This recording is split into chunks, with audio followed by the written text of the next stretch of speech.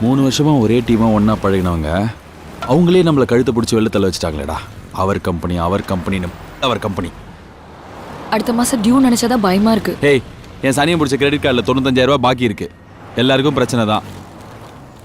Friend எக்ஸகனில் team லீடாக இருக்கான். நம்ம 3 பேருக்கு போய் நான் வேலை கேட்கட்டா? தேவையில்லடா. இன்னும் எவ்வளோ நாளைக்கு தான் இந்த வெள்ளக்கார கம்பெனி கூலி வேலை பார்த்துட்டு இருக்க போகிறோம்? இதுக்கு தான் நம்மளை பெற்று போட்டாங்களே என்ன? ஆனா வேற என்ன பண்றது? நம்மளாம் சம்மந்தமே இல்லாம வேற ஏதோ படிச்சுட்டு ஐடில வந்து விழுந்தவங்க கிடையாது. படிச்சது BE கம்ப்யூட்டர் சயின்ஸ். கோடிங் விட்ட வேற என்ன தெரியும் நம்மளுக்கு? நமக்கு அது மட்டும் தான் தெரியுமா? நல்ல யோசி. ஏய், யோசிக்கிற நிலைமையில ஆட இருக்கோம். வேலையை விட்டு அமைச்சிருக்காங்க. 1 வருஷமா அந்த அக்ரோடெக் ப்ராஜெக்ட்ல வேலை செஞ்சிருக்கோம். நெதர்லாந்து விவசாயம் தானே தூங்குனா கூட ஞாபகத்துக்கு வருது. இந்த நாலேஜ் நமக்கு இருக்குல்ல? எது நெதர்லாண்டில் என்ன விளையாடுற நாலேஜா? எதுக்கு இன்னும் நெதர்லாண்ட்ஸ் பற்றி யோசிக்கிறோம்? நம்ம ஊர்ல விவசாயம் பண்ண என்னெல்லாம் தேவையோ அதை பற்றி யோசிப்போம். என்னடா சொல்ற? எங்க ஊர்ல 5 ஏக்கர் நிலம் இருக்கு. நான் முடிவு பண்ணிட்டேன், நான் விவசாயம் பண்ண போறேன். இப்போ ஆரம்பிக்கலாமாயா? 5 வருஷத்துக்கு ஒரு தடவை ஆள்காட்டி வேலை கரப்படுத்தினா மட்டும் எந்த அளவும் நடக்காது. களத்துல இறங்கி வேலை செய்யணும். கரெக்டு தான், கேட்கறதுக்கு நல்லா தான் இருக்கு. எவனோ ஒரு ஃபாரின்காரங்கிட்ட எதுக்கு வேலை செய்யறோன்னே தெரியாமல் செய்யறதுக்கு நம்ம நிலத்துல நம்மளே முதலாளியாக இருந்துடலாம்ல.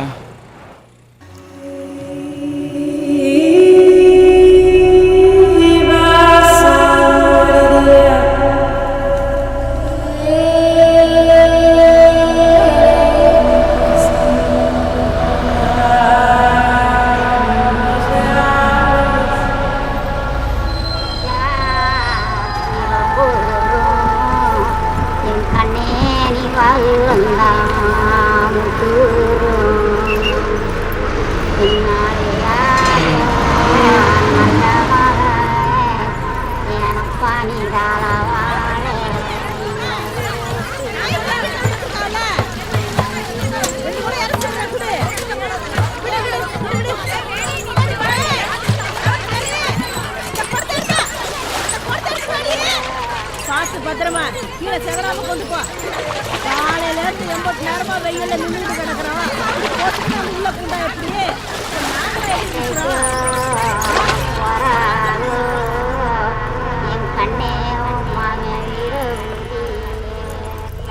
சக்தி அண்ணே வாடா. ஊர்ல இருக்கிற அரிசி மூட்டை தம்பி நீ தானடா? குண்டு போயில நல்லா இருக்கியா ஐயா? இது என் ஃப்ரெண்ட் சண்முகம். வாப்பா. வணக்கம் ஆண்டி. இவனு நானும் ஒரே நாள் வேலைக்கு சேர்ந்து எனக்கு சேர்ந்து வேலை போயிடுச்சு ஆண்டி. ஐயோ, உனக்கும் வேலை போயிடுச்சாப்பா? ஆமாம். அப்பா கிட்ட சொன்னியா? அப்பா எனக்கு பயமா இருக்குப்பா. நீ ஏன் போய் நல்ல புத்தியில இருக்கும்போது சொல்லிடு. நான் பேசினா காட்டு கத்துவார். என்னப்பா இந்த தடவை எத்தனை நாள் லீவு? அப்பா அதை பற்றி தான். இந்த தடவையாவது கொஞ்ச நாள் இருந்துட்டு போப்பா. கொஞ்ச நாள்லாம் இல்லை அங்கிள், பர்மனெண்ட்டாக இங்கே தான் தங்க போகிறோம். என் ரூம் ஒண்டி எங்கன்னு சொன்னீங்கன்னா? இது என் ஃப்ரெண்ட் சண்முகம். வணக்கம் அங்கிள், இது சக்தியோட தம்பி டோங்லி. லீவெல்லாம் இல்லைப்பா, வேலையை விட்டுட்டோம். வேலையெல்லாம் இல்லை, துரத்தி விட்டாங்க. இந்த இடத்துல போய் உள்ள வை. இந்த ஐடி கம்பெனிங்களுக்கு இதே வேலை. வெரைசனில் 650 பேர் வீட்டுக்கு அமிச்சிட்டாங்க. உனக்கு தான் 3 வருஷம் எக்ஸ்பீரியன்ஸ் இருக்கு, எங்கே வேணா வேலை தேடிக்கலாமே. நான் வேற வேலை தேடுறதா இல்லைப்பா, நம்ம நிலத்துல விவசாயம் பண்ணுறதா இருக்கேன். உனக்கு என்ன கிறுக்கா பிடிச்சிருக்கு? இவ்வளோ கஷ்டப்பட்டு உன்னை படிக்க வச்சா இதே திருப்பி இந்த சேத்துக்கு வரேன்ற? இது வெறும் சேர் இல்லைப்பா, சுரங்கம். நான் ஐடி வேலையில் இருக்கப்போ கூட வெளிநாட்டில் எது விதைச்சா எது வளரும்னு தெரிஞ்சுக்க நிறைய ரிசர்ச் பண்ணி ஒரு ஆப் டெவலப் பண்ணோம். ஏதோ ஒரு நாட்டுக்காக பண்றதை நான் ஏன் நம்ம ஊருக்காக செய்யக்கூடாது? Basically, agriculture is the backbone of India. 70% of the population is involved in agriculture. You have read about Verizon, but you don't know about this. I am disappointed. டேய் கிறுக்கு பசங்களா, விவசாயம் பண்ணணும்னா தண்ணி வேணும்டா. அது இல்லாம தான் நானே நிலத்தெல்லாம் வித்துட்டு மெட்ராஸ் வந்து செட்டில் ஆகலான்னு இருக்கேன். மெட்ராஸ்ல தண்ணி இருக்குன்னு யார் சொன்னா? மூளைக்கட்ட பசங்களா, கவுன்சிலரே வந்து சொல்லியிருக்காரு நம்ம நிலத்துக்கு நல்ல விலை போகும்னு. நேற்றுக்கு தான் வந்து 1 லட்சம் ரூபா அட்வான்ஸ் கொடுத்துட்டு போயிருக்காரு. முட்டாத்தனமாலாம் யோசிக்காதே. டேய் தம்பி, என் பேக் எடுத்துட்டு வாடா. நில்லையா? எனக்கு ரூம்லாம் வேணாம், நாங்கள் வேற எங்கேயா போய் விவசாயம் பண்ணிக்கிறோம். அந்த காப்பியாவது கொடுங்க.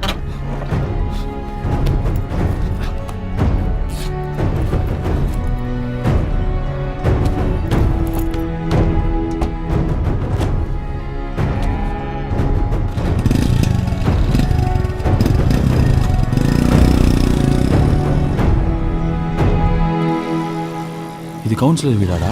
அப்பா, இவ்வளோ பெருசு இருக்கு. பாண்டிச்சேரி சிஎம் வீடு கூட இவ்வளோ பெருசு இருக்காதுடா. இவரும் கூவத்தூர் போயிருப்பாருன்னு நினைக்கிறேன். உள்ள போய் கோலா உருண்டை சாப்பிட்டு இடத்த பத்தி விசாரி. வணக்கம் சார். வா தம்பி, அப்பா அனுப்பிச்சாரா? ஆமாம். இப்பதான் ஜோசியத்தை பேசினேன் எப்போ ரிஜிஸ்டர் பண்ணலான்னு. நாளானைக்கு அஷ்டமி நவமி வருதான், அதனால நாளைக்கே வச்சுக்கலான்ட்டார். சார், அதை பற்றி தான் உங்ககிட்ட பேசிட்டு போகலான்னு வந்தேன். இப்போதைக்கு நமக்கு அந்த நேரத்தை விற்கிற ஐடியா இல்லை சார். அதான் ரெஜிஸ்ட்ரேஷன் வேண்டான்னு சொல்லி உங்கள் அட்வான்ஸை திருப்பி கொடுத்துட்டு போகலான்னு வந்தேன் சார். தம்பி, உன் இடம் பெரிய ப்ராஜெக்ட் யூஸ் பண்ண போறாங்கப்பா, அதனால பேமெண்ட் பக்காவா இருக்கும். இல்லை சார், இப்போதைக்கு விற்கிற ஐடியா இல்லை. பிளான் மாறிடுச்சு சார்.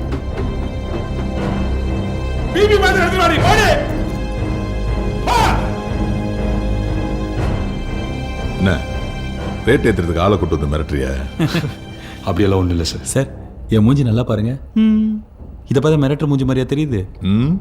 இந்த மறு வச்சுட்டு வில்லத்தனம் பண்றதுலாம் அந்த காலம். பவர் கிளாஸ் போட்டு பவரா வில்லத்தனம் பண்றது இந்த காலம். என்ன நைஸ் காமெடி சார். சீரியஸா பேசிட்டு இருக்கேன். உங்க அப்பா ஒரு ஊர் தலைவர். அவரே காசை திருப்பி கொடுத்தாருன்னா மற்றவங்களுக்கு கெட்ட உதாரணம் ஆயிடும். அப்புறம் ஊருக்கு 50 பேர் இடத்த விற்க மாட்டேன், இடத்த திருப்பி கொடுங்க கேட்பான். அதுக்கு நாங்கள் என்ன சார் பண்ண முடியும்? இப்போதைக்கு விற்கிற ஐடியா இல்லை சார். உங்கள் அட்வான்ஸ் மட்டும் வாங்கிக்கோங்க. அந்த இடத்த வச்சு என்ன தாண்டா பண்ண போறீங்க? அதை நாங்கள் பார்த்துக்குறோம் சார். சார், நன்றி சார். சார், ஒரு டவுட்டு. அங்கே இருக்கிற அந்த அவார்ட்லாம் நீங்கள் நல்ல கவுன்சிலர் வேலை பார்த்துக்காக கொடுத்தாங்களா? போட.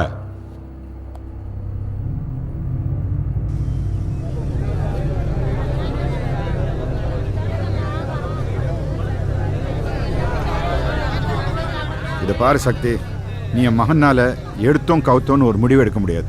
ஊர் ஜனங்க என்ன முடிவு எடுக்கிறாங்களோ அதான் பஞ்சாயத்தோட முடிவா இருக்கணும். ஆமா, அதான நியாயம். என்னப்பா? இதை பாருங்க, ஒரு 2-3 தலைமுறையா நம்ம ஊர்ல விவசாயமே இல்லை.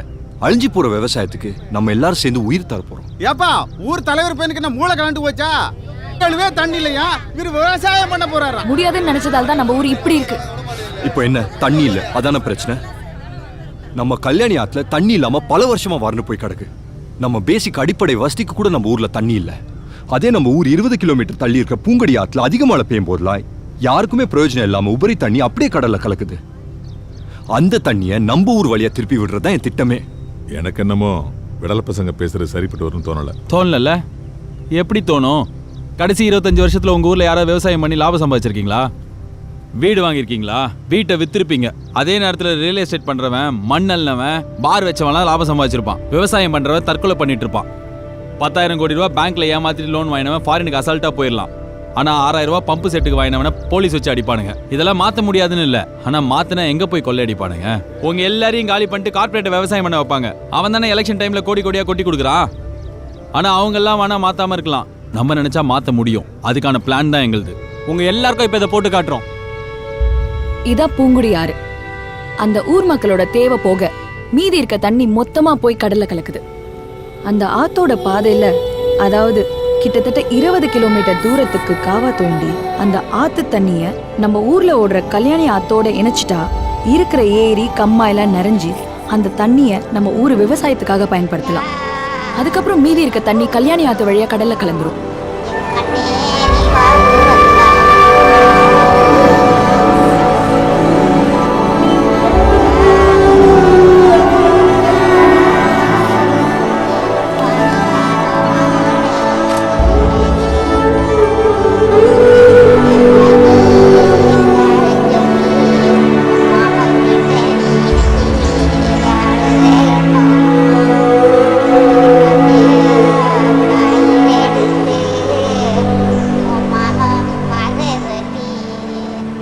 நம்ம நாட்டுல 134 கோடி கன்சூமர்ஸ் இருக்காங்க. இருந்தும் நஷ்டத்துல ஓடுற ஒரே தொழில் விவசாயம் தான். எங்க பார்த்தாலும் தண்ணி பஞ்சம் தண்ணி பஞ்சம் சொல்றாங்க. அந்த தண்ணி பஞ்சம் தீரணும்னா இந்தியால இருக்க நதிகளை இணைக்கணும். இதுதான் எங்களோட பிளான். இதை மட்டும் பண்ணிட்டோம்னா நம்ம ஊர் விவசாயம் மழையை நம்பி இருக்காது. நம்ம வேர்வை சிந்தி வெட்ட போற கால்வாவை நம்பி, அந்த வருஷம் பூரா ஓட போற தண்ணியை நம்பி இருக்கும். இந்த திட்டம் நல்ல திட்டமா இருக்கேப்பா. நம்ம எம்எல்ஏ சொன்னா அவரே செஞ்சுட்டு போறாரு. கீச்சிருவார் உங்க எம்எல்ஏ. 50 வருஷமா உங்க எம்எல்ஏ நம்ம ஓட்டு போட்ட எல்லா எம்எல்ஏ நினைச்சிருந்தா காவிரி தண்ணி வாங்கி கொடுத்துருக்க முடியாதா? உங்க எம்எல்ஏ சொல்றீங்களே, அவர் என்ன தொழில் பண்றாரு? மண் அள்ளுறாரு. நம்ம ஊர் ஆத்துல தண்ணி வந்துருச்சுன்னா நம்மளாம் விவசாயம் பண்ணிட்டோம்னா எங்க இருந்து போய் மண் அள்ளுவாரு? யோ, இந்த பொடி பசங்களை நம்பி போனீங்க, நட்டாத்துல நிக்க வச்சுட்டு போயிட்டே இருப்பானுங்க. இவனுக்கெல்லாம் தாலி கட்டாமலே ஒரே வீட்டுல ஒன்னா குடும்பம் நடத்தணுங்கயா. இவனுங்க பேச்சை கேட்டு பின்னாடி போனீங்க, கேவலப்பட்டு திரிவீங்க. பேசாம பூரா நிலத்தையும் ஏன்ட்ட வித்துட்டு துட்ட பாக்குற வழியை பாருங்க, அதான் முறை. ஐயா 40 வருஷத்துக்கு முன்னாடி நம்ம ஊரை பார்த்தது மாதிரியே இருக்குயா. இந்த கிழவி சாகறதுக்கு முன்ன நம்ம ஊரை மாத்தி காட்டுயா. இந்த ஐயா என்னால முடிஞ்சது என் ஆசை.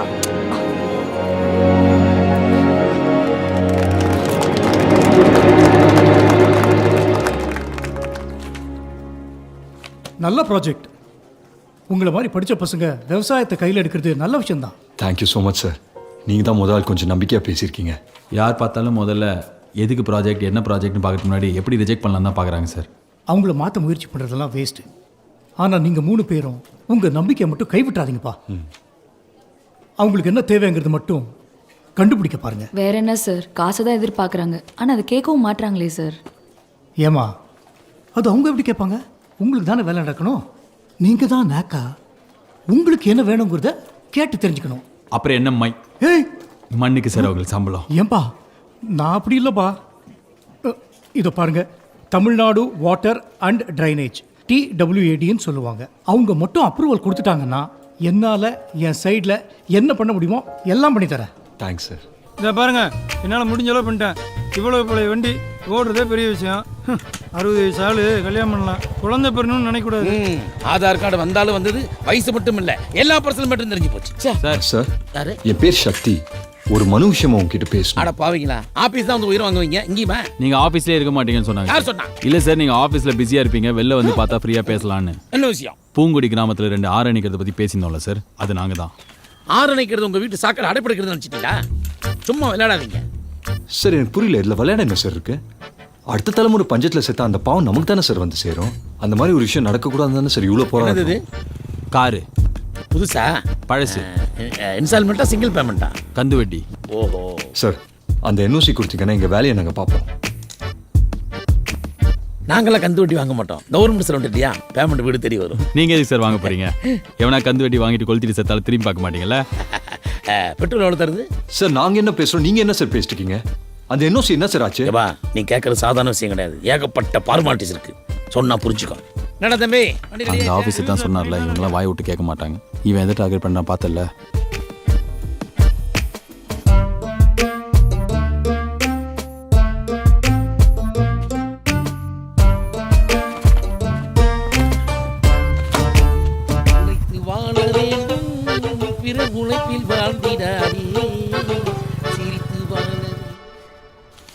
என்ன அது காமெடி?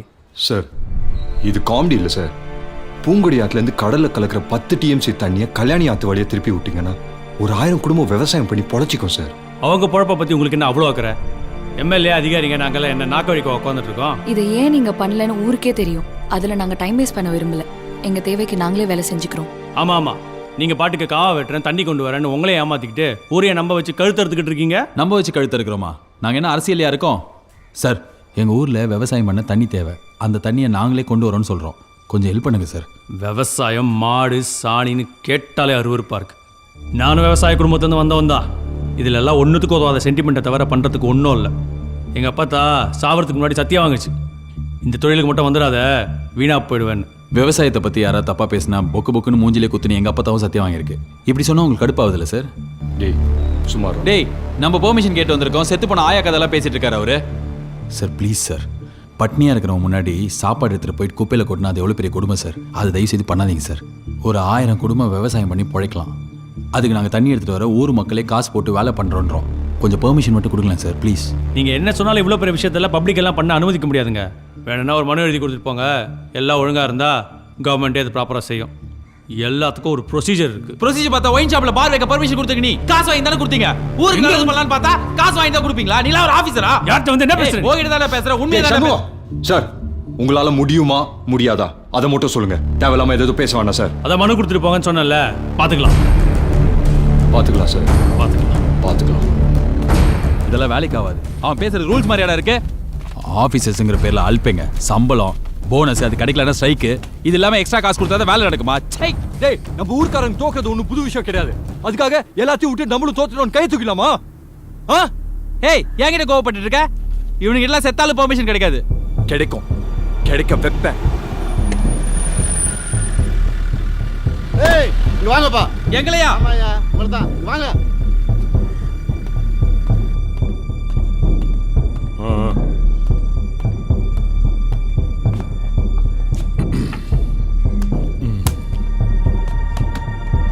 இவங்க தான் சார். யோ ராஜன், உனக்கு ஒரு விஷயம் தெரியுமா சார்? இவங்க 2 பேரும் சென்னையில் ஒரு ஐடி கம்பெனியில் வேலை செஞ்சுட்டு இருந்திருக்கானுங்க. அங்கே இவங்களை வேலையை விட்டு தூக்கிட்டானுங்க.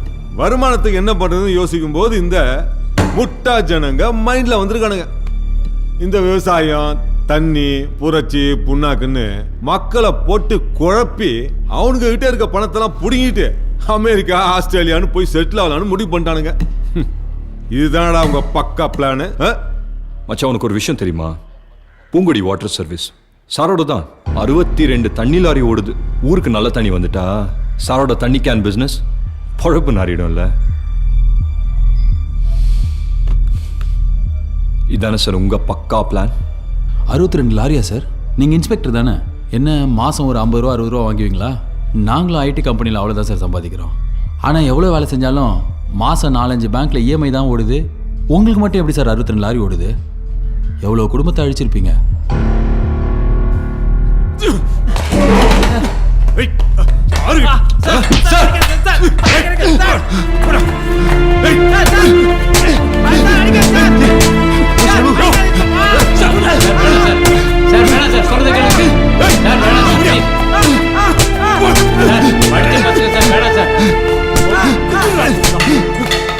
சார் தப்பு தண்டா போவாது ப்ளீஸ் சார்.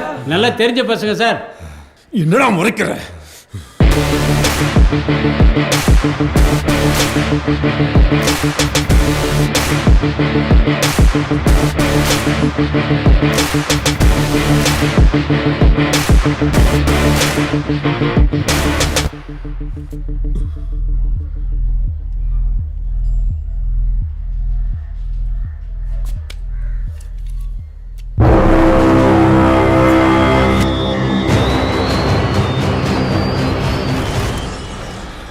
இப்போ சுடு. உன்னால ஒரு 6 பேரை சுட முடியுமா?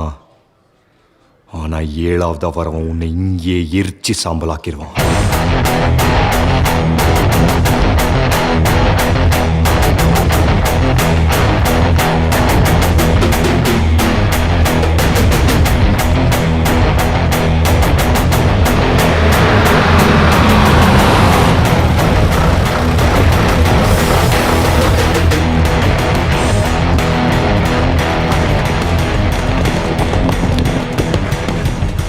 நம்ம எல்லாரோட உயிர் பிரச்சனைக்காக இங்க வந்திருக்கிற ஒவ்வொருத்தருக்கும் நன்றி.